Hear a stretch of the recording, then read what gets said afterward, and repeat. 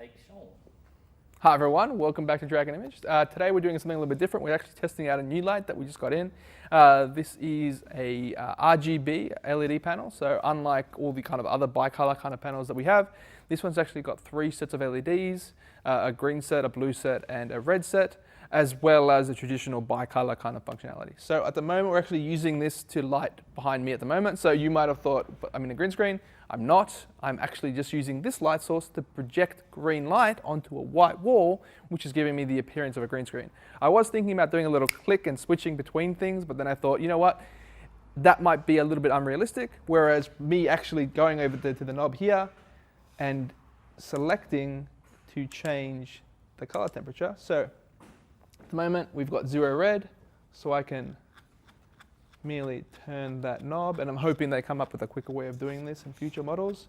And you can see that background color changing.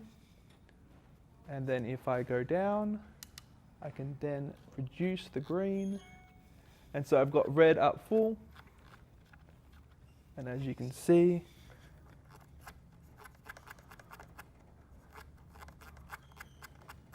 I've got a lot. So this is actually giving me 255 stages. Go. So that's much more redder kind of shot.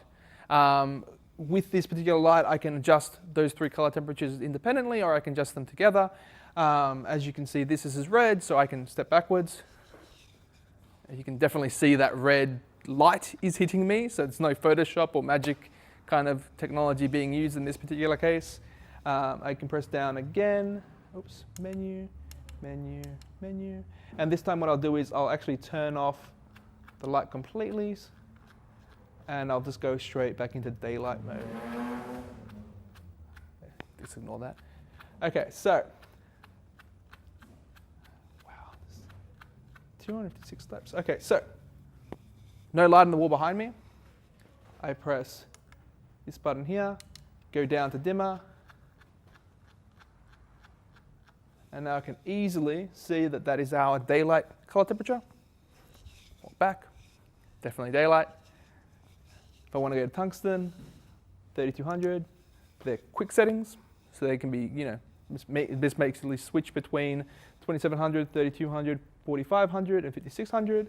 The light, we're currently powering it via mains power, but it is a single V-lock battery to power it, which is great. It's not particularly heavy, fairly well constructed. I'd probably get one of these for a studio. They do make a standard bicolor version as well, so it's not only RGB.